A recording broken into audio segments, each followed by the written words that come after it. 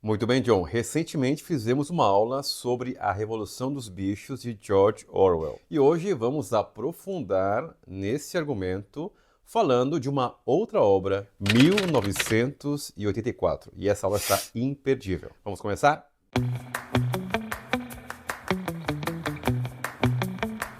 Imagine acordar em um mundo onde tudo parece familiar, mas nada é verdade. Os jornais mentem, os livros são reescritos, suas memórias são apagadas. Seu melhor amigo pode estar pronto para entregá-lo. Sua própria mente é seu maior inimigo. Parece ficção científica, mas não é. É a realidade opressora de 1984 de George Orwell. Uma obra que atravessou o tempo e, em vez de envelhecer, tornou-se mais relevante do que nunca. O que Orwell escreveu em 1948 não foi apenas um livro, foi um aviso. Um grito sufocado em meio às sombras do totalitarismo. Ele nos alertou sobre um futuro onde a vigilância é constante, o controle é absoluto e a liberdade, bem, a liberdade é apenas uma palavra vazia, redefinida por quem tem o poder. Mas aqui está o que muitos não percebem. 1984 não fala só sobre o futuro, fala sobre o agora. Vivemos na era das câmeras em cada esquina, dos celulares que escutam nossas conversas, das redes sociais que monitoram nossos desejos. Hoje trocamos nossa privacidade por likes. Entregamos nossa atenção em troca de distração. E tudo isso, dizem, é para o nosso próprio bem. Orwell previu isso. Ele nos mostrou que o controle não precisa vir pela força. Pode vir pelo consentimento silencioso, pelo medo disfarçado de segurança, pela manipulação da linguagem, onde guerra se chama missão de paz e controle é vendido como proteção. O que acontece quando a verdade deixa de existir? Quando 2 mais 2 podem ser 5 se o partido assim desejar? Essa aula é um convite para mergulhar profundamente no universo de 1984, uma jornada pela mente de Winston Smith e, quem sabe, pela sua própria. Vamos explorar como Orwell nos mostrou o poder do Estado, o perigo da manipulação e, acima de tudo, o preço da liberdade. Mas atenção, essa não é apenas uma análise literária, é um espelho e talvez, ao encarar seu próprio reflexo, você se pergunte: até que ponto eu realmente sou livre? Então, se você acredita que o conhecimento é a sua melhor arma, continue assistindo essa aula, porque a liberdade começa na mente. E Orwell nos avisou: quem controla o pensamento, controla tudo. Tudo parece perfeitamente comum, até que deixa de ser. Você acorda, escova os dentes, controla o celular, as notícias do dia já estão ali mastigadas e prontas para serem consumidas, as mesmas manchetes em todos os lugares, os mesmos pontos de vista. Você compartilha, comenta, segue o fluxo. É confortável, é conveniente. Mas e se tudo o que você vê, ouve e acredita fosse uma mentira cuidadosamente construída? Essa é a premissa brutal de 1984 de George Orwell. Um livro onde o terror não chega de repente, ele se infiltra. Não há tanques nas ruas ou soldados na porta de casa. Não há bombardeiros ou sirenes. Só existe uma coisa: controle, invisível, constante e inescapável. Orwell não criou uma distopia onde o mal é óbvio. Pelo contrário, ele nos colocou dentro de um sistema tão bem ajustado que a maioria das pessoas nem percebe que está sendo manipulada. É aí que está o verdadeiro horror. O inimigo não é um vilão com rosto, é um sistema que transforma até seus pensamentos em prova contra você. Antes de Orwell, Thomas More imaginou uma utopia, uma sociedade perfeita, onde tudo funciona em harmonia. Um ideal pelo qual muitos sonham até hoje. Mas Orwell foi mais longe. Ele virou o tabuleiro. Mostrou o que acontece quando o sonho de uma sociedade perfeita se transforma no pior dos pesadelos. Onde há ordem, sim, mas não há liberdade. Onde há paz, mas só para quem não ousa pensar. Em 1984, o Estado, representado pelo enigmático Grande Irmão, controla tudo. A comida, o que você come, As roupas que você veste, o que você lê e o que você pensa. Não há espaço para dúvida. Dúvida é traição. E o mais assustador, Orwell não estava exagerando, ele estava nos alertando. Orwell não escreveu esse livro por acaso. Ele viveu a tirania de perto, viu o que o fascismo e o comunismo fizeram com a Europa no século XX. Stalin, Hitler, regimes totalitários que prometiam um futuro melhor enquanto esmagavam a liberdade de milhões de pessoas. Foi em 1958 que Orwell pegou esses pedaços sombrios da realidade e os rearranjou para criar 1984. Ele não previu o futuro, ele o reconheceu, inverteu os números do ano em que vivia e nos mostrou algo que parecia distante, mas nunca esteve tão perto. Na Oceânia, o país fictício de Orwell, tudo é organizado em camadas de poder. O partido interno, a elite dominante. Poucos, mas com controle absoluto. O partido externo, os burocratas que obedecem sem questionar. Os proletários, a maioria ignorante, manipulada, incapaz de perceber o que está acontecendo. Parece familiar? Talvez porque sistemas assim sempre existiram. Orwell apenas mudou os nomes. Oceânia, Eurásia e Lestásia estão sempre em guerra. Mas será que estão mesmo? Ou será só um teatro para manter o povo com medo? Se há um inimigo lá fora, você não vai questionar o que acontece dentro de casa. Hoje as potências mundiais não param de disputar poder. Mas e se for tudo uma peça, um show para manter você distraído, enquanto a sua liberdade desaparece lentamente? Quem controla o passado, controla o futuro. Quem controla o presente, controla o passado. Orwell escreveu isso em 1984. Mas e hoje? Vivemos numa era onde o passado é reescrito constantemente. Posts deletados, tweets apagados, verdades ajustadas. E o que era verdade ontem pode ser fake news hoje. E o que era absurdo ontem pode ser verdade amanhã. Afinal, se a história é moldável, como você sabe o que realmente aconteceu? O sistema de castas da Índia tinha o controle do nascimento. Os regimes totalitários do século XX controlavam a informação. Hoje, as redes sociais controlam o que você vê, o que você sente e até o que você pensa. Mas o mais assustador não é ser vigiado, é não se importar mais com isso. Vivendo dentro do sistema sem perceber. Sabe o que torna um sistema de controle realmente eficiente? Não é a força, é a aceitação. Em 1984, as pessoas não precisam ser presas. Elas mesmas se policiam. Elas entregam amigos, parentes e até os próprios filhos denunciam os pais. Não porque são forçadas, mas porque realmente acreditam que isso é o certo. Hoje, você já viu isso acontecer. Cancelamentos, linchamentos virtuais, polarização política, pessoas sendo silenciadas porque não seguem o consenso. Orwell viu isso vindo de longe.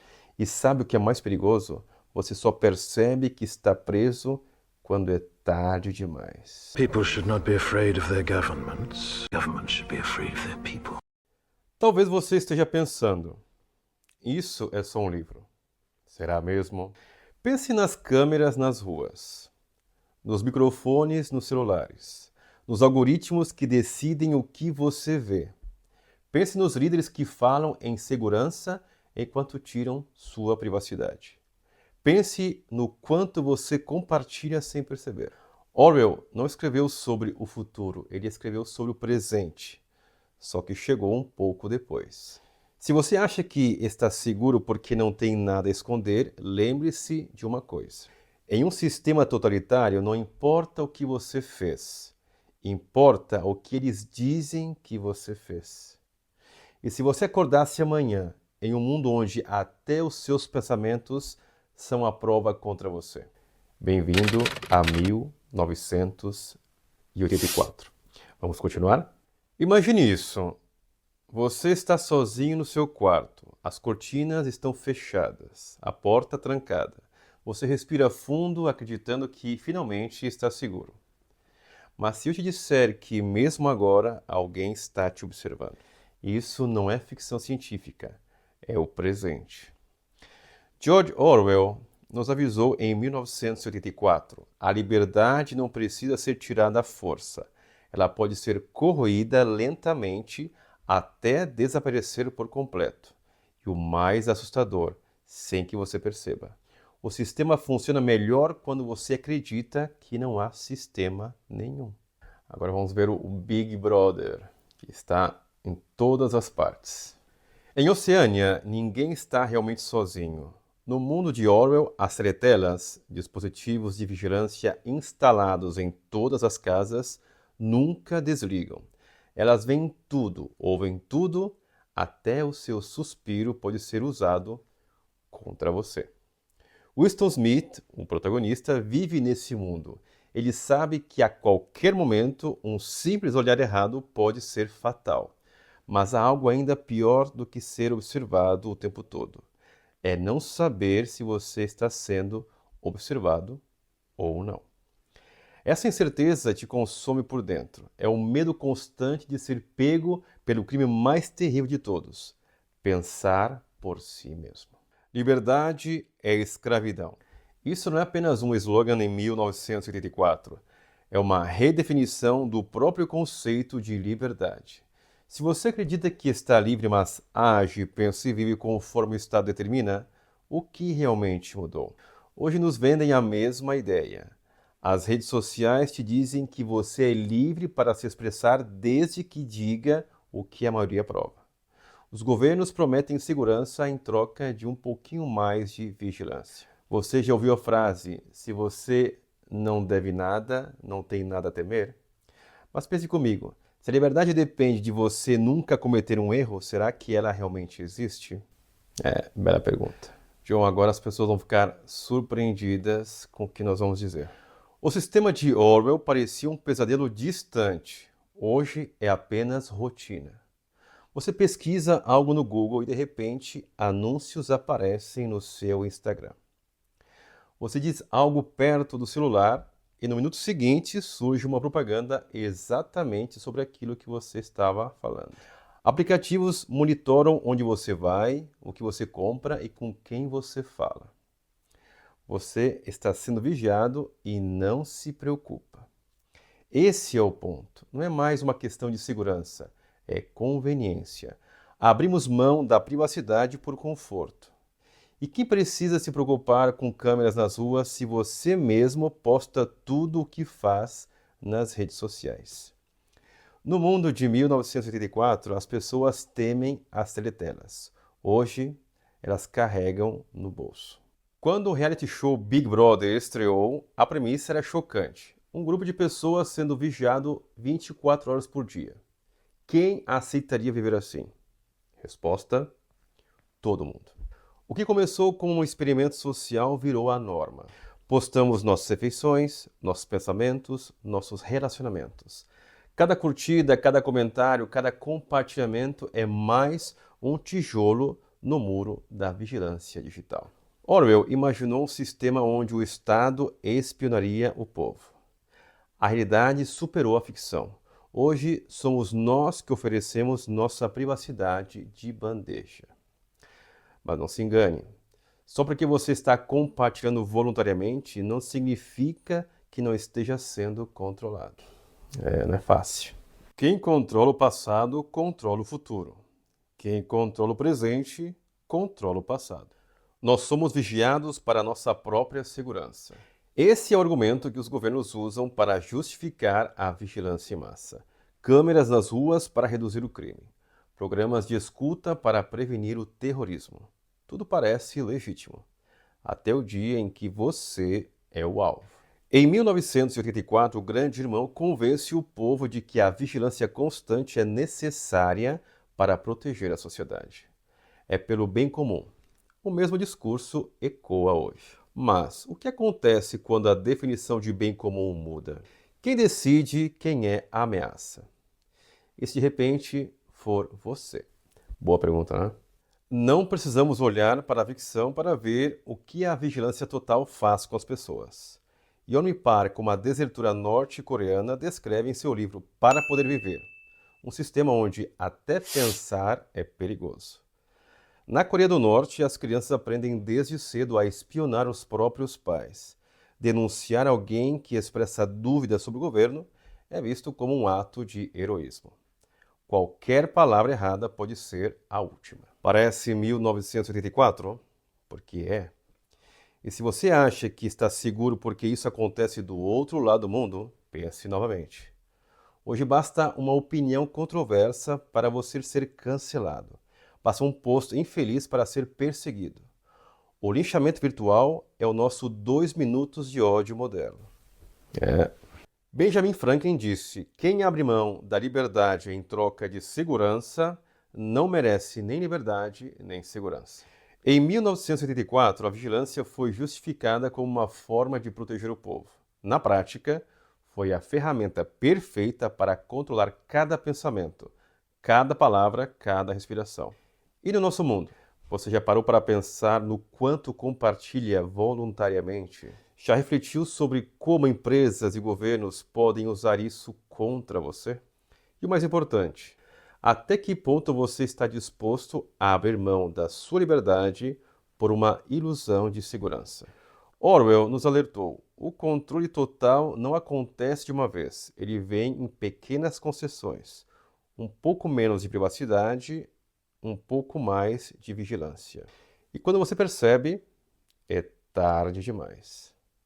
O grande irmão pode não estar em um telão na sua sala, mas ele está no seu bolso. O que você vai fazer a respeito? Eu preciso reagir. João, aproveito essa pausa para fazer uma digressão.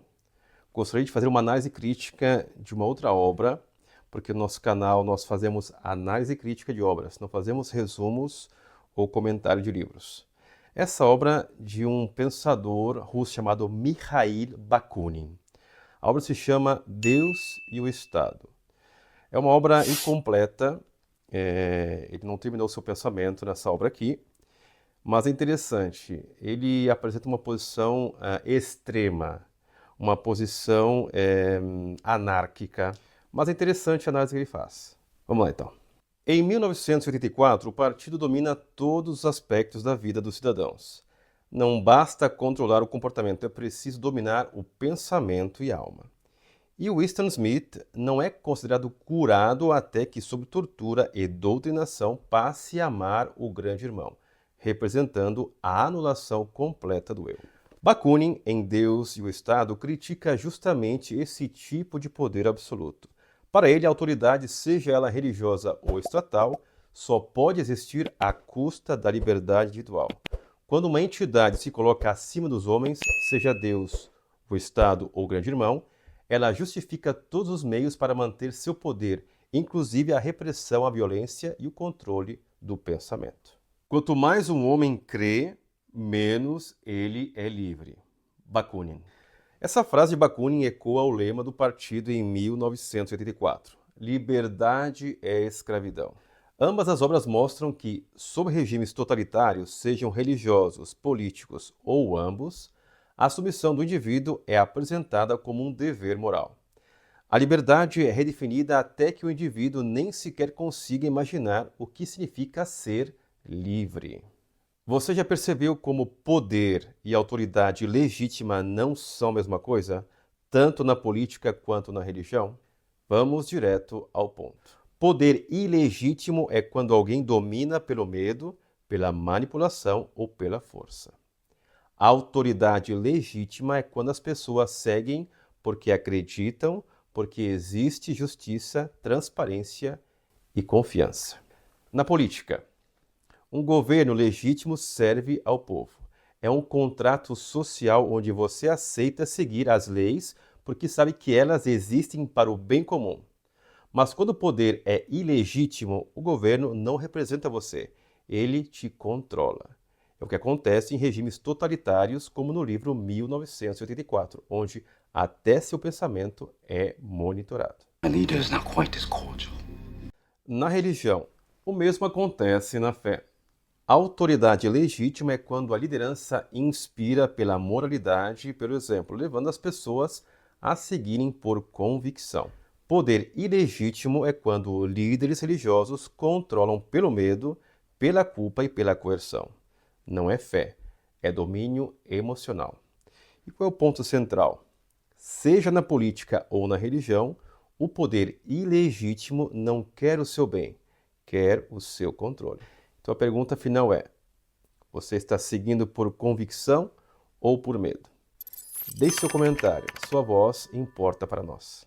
Pode-se dizer que a visão de Bakunin representa, de certa forma, um efeito pêndulo. Ele reagia radicalmente contra o que via como autoridade opressora, tanto no Estado quanto na religião, buscando o oposto extremo, ou seja, a abolição total da autoridade. Por que efeito pêndulo? No efeito pêndulo, quando algo está em um extremo, por exemplo, opressão total, a reação tende a ir com força para o outro extremo, ou seja, a ausência completa de autoridade. Bakunin via o Estado e a religião como instrumentos de dominação que escravizam o indivíduo. Para ele, a verdadeira liberdade só seria possível com a abolição do Estado e de qualquer forma de autoridade institucional. Assim como todo movimento pendular, sair de um extremo para o outro pode levar à instabilidade. Sem qualquer autoridade, há o risco de caos e desorganização. Sem um governo legítimo, o vácuo de poder pode ser preenchido por forças violentas, resultando novamente em opressão, só que do outro tipo. É o que acontece em muitas revoluções. O povo se liberta de um tirano e no processo acaba criando outro tirano. O que podemos concluir com essa obra de Bakunin? A visão de Bakunin é sim uma reação radical, um movimento de pêndulo contra o poder opressor. Mas a grande questão é, será que eliminar toda a autoridade resolve o problema ou apenas o reinicia? Muito bem, John, aproveita essa pausa para fazer uma outra digressão. 1984, de George Orwell, e Deus e o Estado, de Mikhail Bakunin, nos deixou no meio de um dilema. Ou totalitarismo ou anarquismo. Qual é a solução? Eu acho que a solução é uma via de meio. E para isso nos ajuda o estudo profundo dos clássicos, porque se trata de uma educação nos cidadãos das virtudes e dos deveres. E aqui eu aconselho a leitura da Ética Nicômaca de Aristóteles, que Aristóteles fala sobre a virtude, o que é a virtude, né? E como exercitá-la. E aqui tem um estudo muito interessante também de um professor que eu gosto muito, um filósofo escocês chamado Alasdair MacIntyre, que escreveu um livro Depois da Virtude, que é um estudo da filosofia aristotélica.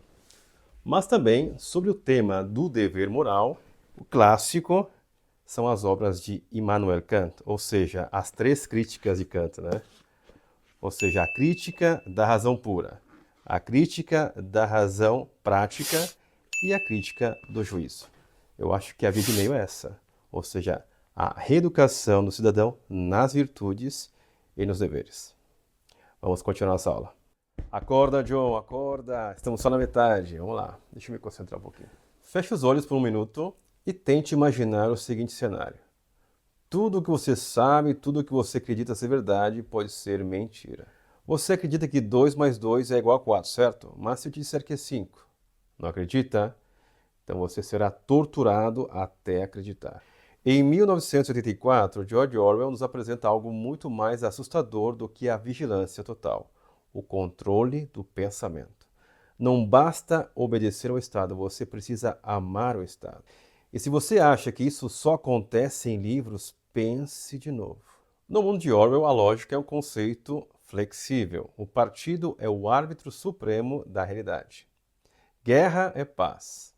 Liberdade é escravidão. Ignorância é força. Essas frases absurdas não são apenas slogans. Elas são armas psicológicas. Através do duplo pensar, o indivíduo é treinado a aceitar ideias contraditórias sem questionar. Hoje, a lógica também está em colapso. O cancelamento não é censura, é responsabilidade. Outra frase: controlar a narrativa não é manipulação, é proteção. Dizer o que você pensa é liberdade, mas só se for a coisa certa. Vivemos em um mundo onde as palavras mudam de significado, conforme a conveniência. Quando tudo pode significar qualquer coisa, a verdade deixa de existir. Nova fala. O controle da linguagem é o controle do pensamento. George Orwell entendeu algo que poucas pessoas percebem. Quem controla as palavras, controla as mentes. Em 1984, o partido criou a Nova Fala, uma versão simplificada do inglês com menos palavras e menos nuances. Por quê? Porque se você não consegue expressar um pensamento, eventualmente você para de pensar nele. Parece extremo? Agora olhe ao seu redor. A internet está cheia de frases curtas, memes e respostas rápidas. A comunicação está sendo reduzida a tweets, emojis e reações instantâneas. Quanto menos palavras você usa, menos você pensa profundamente. Sabe qual é o perigo disso? Quando você perde a capacidade de se expressar, você perde a capacidade de questionar. Se você não consegue nomear a injustiça, como pode lutar contra ela? Bela pergunta. Em Oceânia não é preciso cometer um crime para ser punido, basta pensar no crime. Esse conceito, chamado de ideia-crime, é a arma mais poderosa do Estado. Ninguém está a salvo, até seus pensamentos podem condená-lo. Hoje é fácil pensar que isso é exagero. Afinal, ninguém lê sua mente, certo? Mas se eu disser que seus pensamentos já estão sendo vigiados. Cada curtida no Instagram revela o que você valoriza. Cada pesquisa no Google mostra o que você está pensando. Cada vídeo que você assiste no YouTube sugere suas opiniões e crenças. As redes sociais e os algoritmos sabem o que você vai querer ver antes mesmo de você perceber que quer. Eles moldam seu pensamento, direcionam seu comportamento. E o mais assustador, você acredita que está escolhendo. No doubt the precogs have already seen this. John, será que vão censurar esse nosso vídeo? É possível, mas nós estamos fazendo nosso trabalho. Vamos lá. Quem controla o passado, controla o futuro. Quem controla o presente, controla o passado. Essa frase de Orwell nunca foi tão relevante. No Ministério da Verdade, Winston Smith tem um trabalho simples: alterar registros históricos para que se alinhem à narrativa do partido. A verdade é fluida. O passado pode ser modificado. Sou familiar? Hoje, fatos históricos são constantemente reinterpretados, não para buscar uma compreensão mais profunda, mas para se alinhar às narrativas atuais. Livros são censurados ou reescritos. Estátuas são derrubadas. Filmes e séries são editados ou cancelados. Quando você muda o passado, controla a narrativa do presente. Quando você controla a narrativa do presente, controla o futuro. Mas por que isso importa? Porque se você não souber de onde veio, jamais saberá para onde está indo. George Orwell imaginou um mundo onde o medo era a principal arma de controle. Mas décadas depois, Aldous Huxley, em Admirável Mundo Novo, previu algo diferente: o controle pelo prazer. Orwell temia que o Estado proibisse livros. Huxley temia que ninguém quisesse mais lê-los. Em 1984, as pessoas obedecem porque têm medo. Nosso mundo obedecem porque estão confortáveis demais para questionar. Redes sociais oferecem dopamina instantânea. Entretenimento constante nos distrai de pensar. Prazer imediato suprime a vontade de resistir. O resultado é o mesmo: conformidade. E o mais assustador, você nem percebe que está sendo controlado. Se você quer uma imagem do futuro, imagine uma bota pisando um rosto humano para sempre.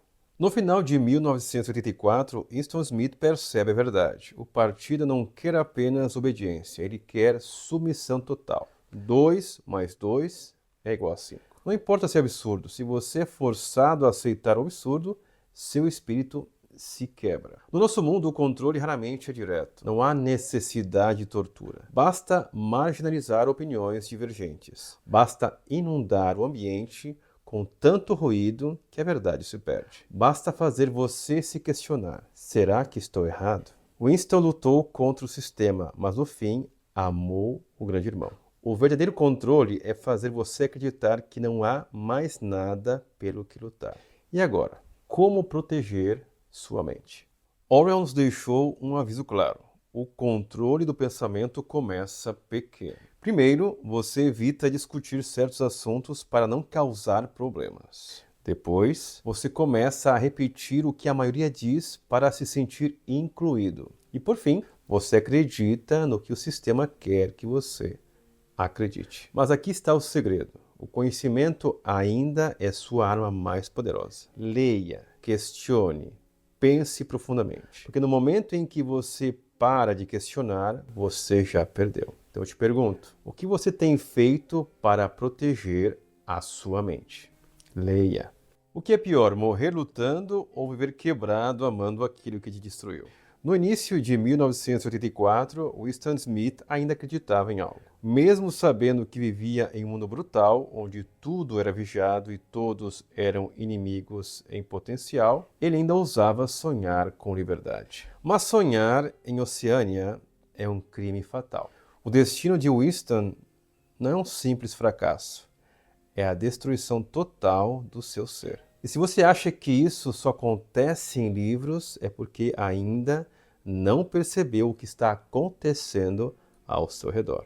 Então, sabe o que eu lembrei agora, depois dessa última fala? Aquela canção do Nenhum de Nós, Ao Meu Redor. Ao meu redor o mundo das coisas me desagrada. Tem muita filosofia nas canções. Winston não morre fisicamente, ele morre de um jeito muito pior, por dentro. Você já se sentiu impotente? Como se por mais que tentasse, nada fosse suficiente? Já percebeu como o sistema parece sempre ganhar no final? O objetivo de um regime totalitário, seja no livro, seja na vida real, não é apenas te silenciar. É fazer você amar o seu silêncio. Quando Winston é capturado, ele não apenas é torturado, ele é reprogramado. O'Brien, seu torturador, não quer apenas que o Winston confesse. Ele quer que o Winston acredite.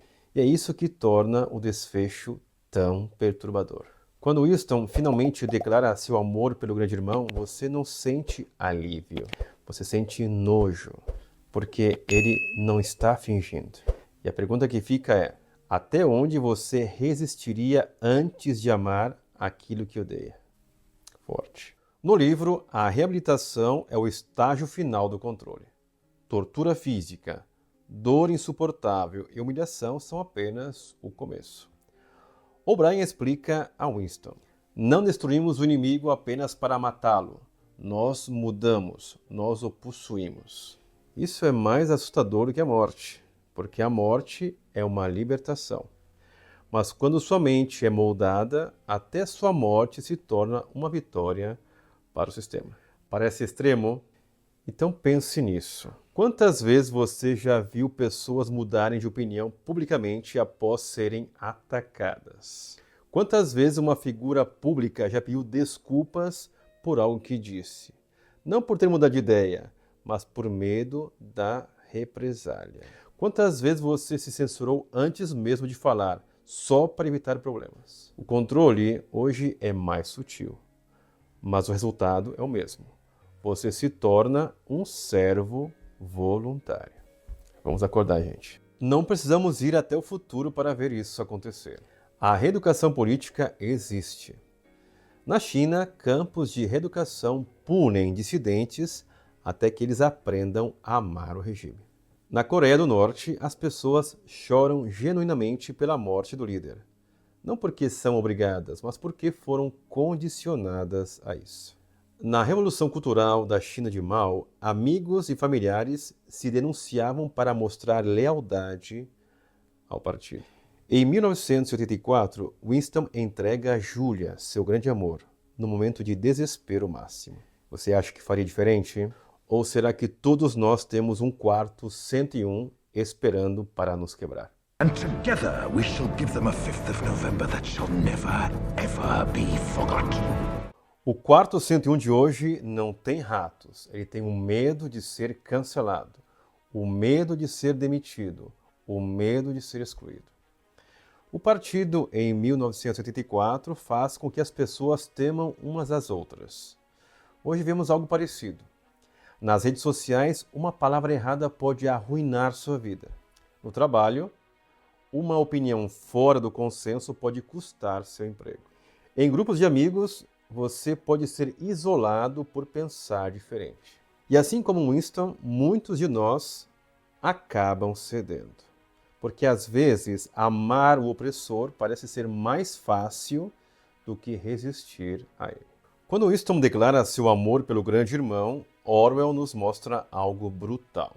O totalitarismo nunca se contenta em controlar o seu corpo. Ele quer a sua alma. Mas isso não é só ficção. Hoje o controle é mascarado de proteção. A censura é apresentada como cuidado. A conformidade é vendida como empatia. E a pergunta que fica é: até onde você está disposto a ir para ser aceito? O mais assustador sobre o final de 1984 não é que Winston foi derrotado, é que ele aprendeu a amar a derrota. E a pergunta que Orwell nos deixa ecoa até hoje. Será que estamos no mesmo caminho? Muito bem, John. Vamos fazer uma síntese do que foi dito hoje. Praticamente são 4 argumentos que nós tratamos. Vamos lá então. George Orwell não escreveu 1984 apenas para entreter. Ele criou um aviso poderoso sobre o que acontece quando o controle do Estado se torna absoluto. Nesta obra, Orwell expõe um sistema totalitário onde vigilância, manipulação e a destruição da individualidade são as ferramentas para o domínio completo sobre a sociedade. Mas o mais perturbador é perceber o quanto essa ficção se aproxima do nosso presente. A narrativa se passa na Oceânia, um superestado onde tudo, dos pensamentos às emoções, é controlado pelo partido. Existem 3 classes sociais. Partido interno, ou seja, a elite governante comparável a regimes totalitários reais. O partido externo, ou seja, os burocratas submissos. E os proletários, a massa explorada e sem consciência política. Mas também existem 3 superestados, Oceânia, Eurásia e Lestásia, que vivem em guerra eterna, refletindo o clima geopolítico contemporâneo. Os temas centrais são, primeiro, controle social e manipulação. O partido domina a verdade ao manipular o passado, o presente e o futuro. O duplo pensar, o doublethink, ensina a aceitar contradições absurdas, assim como vemos hoje em discursos políticos no revisionismo histórico. A nova fala, ou seja, Newspeak, reduz a linguagem para impedir o pensamento crítico, um paralelo com a simplificação da comunicação atual. Eufemismos tornam o horror mais palatável, campos de trabalho ao invés de campos de concentração, por exemplo. O segundo argumento é a vigilância e privacidade. As teletelas de 1984 vigiam sob o pretexto de manter a segurança. Hoje, celulares, câmeras e redes sociais criam um ambiente de vigilância constante. A troca de privacidade por comodidade, por likes em vez de liberdade, é um preço que pagamos sem perceber. Um terceiro argumento foi o totalitarismo e a destruição da liberdade. Orwell mostra que em regimes totalitários não basta obedecer, é preciso amar o opressor. A reeducação e tortura não eliminam apenas o corpo, mas destroem o espírito. Casos reais, como os campos de reeducação na China e o controle da Coreia do Norte, mostram que 1984 está mais próximo do presente do que gostaríamos de admitir. Um quarto argumento é a morte do espírito. O desfecho de Winston é mais trágico do que a sua morte. Ele é torturado até que passe a amar aquilo que o destruiu, um destino que ecoa no medo moderno de cancelamento, isolamento e conformidade forçada. O sistema vence quando você aceita o seu lugar e passa a defendê-lo voluntariamente. Orwell nos lembra que a liberdade não desaparece de uma vez, ela é corroída aos poucos, sob o pretexto de segurança, inclusão e proteção. A obra nos desafia a questionar a realidade, a linguagem e as narrativas que nos cercam. Ao comparar 1984 com o mundo de hoje, é impossível ignorar as semelhanças. No fim, a mensagem é clara. Ou resistimos à manipulação agora, ou nos arriscamos a amar nossas correntes amanhã. E a pergunta que permanece é: estamos dispostos a pagar o preço pela verdadeira liberdade? Boa pergunta, né? Muito bem, John, mais uma missão cumprida. Vamos à conclusão dessa aula, mas antes, deixa aqui, John, na descrição desse vídeo, um link do nosso e-book de análise crítica dessa obra para aqueles que queiram adquirir ao preço de um cafezinho com os amigos. Vamos lá então, vamos continuar. Imagine acordar um dia e perceber que tudo em que você acredita é uma mentira. O que você vê, o que você ouve, o que pensa, tudo foi moldado por alguém que nunca conheceu. Não há espaço para dúvida, para questionamento, para a verdade. Isso parece um pesadelo distante? Em 1984 é a realidade cotidiana, e se você acha que isso não pode acontecer fora das páginas de um livro, é hora de olhar à sua volta com mais atenção. O poder de George Orwell não está em prever o futuro, mas em nos mostrar o presente com uma clareza perturbadora. Cada página de 1984 grita um alerta. A liberdade não é arrancada à força, ela é trocada por segurança, comodidade e pertencimento. E o mais assustador somos nós que entregamos as chaves. Quantas vezes você já viu alguém ser silenciado por pensar diferente? Quantas vezes as redes sociais explodiram em fúria, transformando o linchamento virtual em um entretenimento? Não é coincidência que Orwell tenha escrito sobre os 2 minutos de ódio. O sistema se perpetua quando o povo não apenas aceita, mas participa ativamente de sua própria opressão. E como em 1984, os maiores inimigos da liberdade não estão apenas no governo ou nas instituições, eles estão dentro de nós. Cada vez que desistimos de questionar, cada vez que escolhemos o conforto do conformismo, o grande irmão vence mais uma vez. Mas Orwell também nos dá um fio de esperança, mesmo que sutil. O pensamento livre só morre quando paramos de lutar por ele. Enquanto houver alguém disposto a questionar, a lembrar, a resistir, a verdade nunca será totalmente apagada. E eu te pergunto, até onde você iria para proteger a sua liberdade? E também, quanto vale a sua capacidade de pensar por si mesmo? Porque no final, talvez o maior perigo não seja viver sob vigilância constante. O maior perigo é amar as correntes sem nem perceber que está usando. E você já parou para pensar no preço que está pagando pelo seu silêncio? Deixe sua resposta, vamos continuar essa conversa. Você é livre para ser o que quiser, para caminhar pelas noites e pelos dias sem muros, sem fechaduras, sem vergonha. Nos vemos no próximo domingo. Você gosta de ler? Eu gosto, leio muito. Que tipo de livro? Policial, romance, variedade. Quantos você lê por mês, mais ou menos? Uns 15 a 20 volumes. Você compra esses livros todos? Não, eu compro, né? Sendo que eu sou sócio do Círculo do Livro.